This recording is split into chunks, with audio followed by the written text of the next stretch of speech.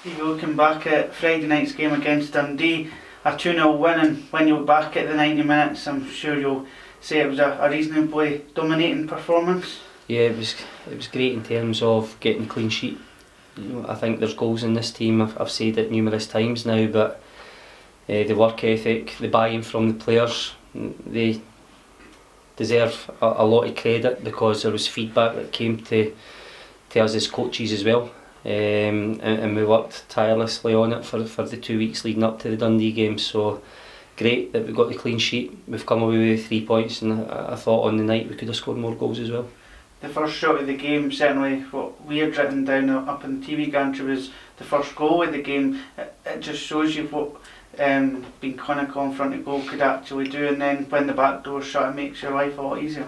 Yeah, I thought Dundee obviously probably came down looking to get at us early on in the game, and I thought our shape was very good, and we limited them to any goal threat that they were going to bring to us. Equally, we probably didn't have that many chances ourselves in the opening stages of the game, but I thought it was a terrific move down the left hand side. Dom Thomas put in a great delivery, and Ryan Dow managed to get on the end of the cross with a diving header. I'm not sure how many he's managed to score in his career, but with his head, but it was a well taken goal that gave us a platform to go and win the game. Both goals were really great goals from their own individual perspective, and one thing that would have maybe topped off the evening, Ewan Murray across to Aaron Comrie, and if it wasn't for the touch of Declan McDaid, it probably would have been just as good as the other two. Yeah, then as I say, you've just mentioned it there, Ewan Murray. I think it was Kevin that played a nice ball round the corner, and Ewan's continued his run. He puts in a great delivery, and Aaron Comrie, out of all people, just about got on the end of the cross. But the second goal itself as well, our shape was good. Kevin ends up breaking at pace. It's the speed that he's running at. I don't think people appreciate sometimes cutting in at that pace, putting a bit of shape on the ball, and the clinical finish shows the confidence that he's got in himself at the moment. So a good weekend for yourself, and to top it all off, a signing yesterday. Give us the update on that front. Yeah, we've managed to bring Jonathan in from Celtic. I'd like to thank Celtic to allow us to bring in a player of that quality. It's something that we've worked on behind the scenes, from the early parts of the January transfer window, and I'm sure he'll be a good addition.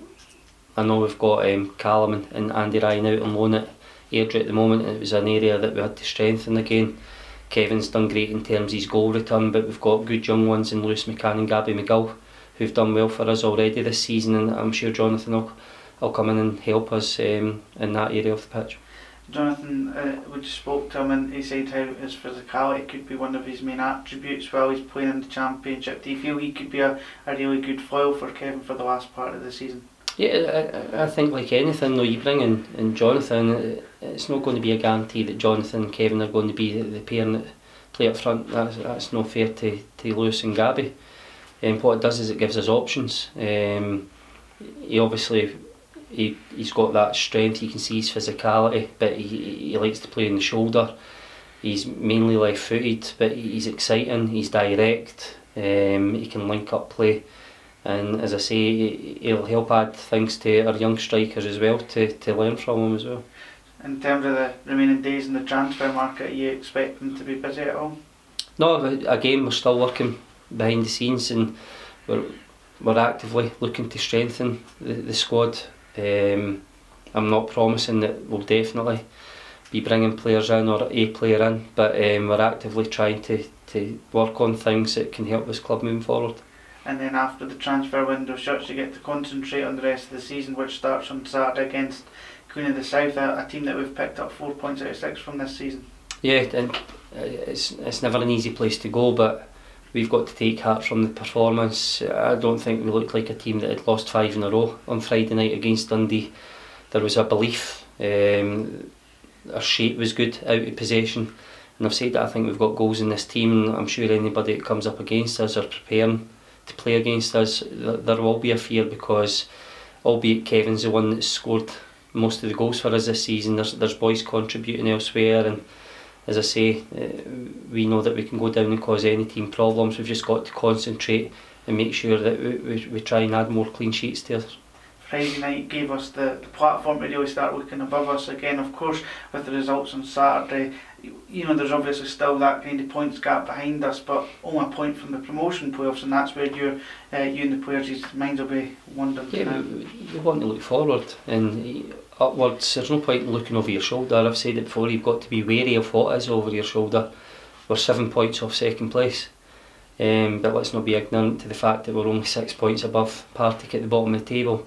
We've said all season how competitive this league is, and that there's going to be more bumps and bruises on the way. I think Robbie at Dundee United is the only team that's probably put a right consistent run of games together, so there's frustrations within that. Again, I'd like to mention the fans. I thought they were terrific on Friday.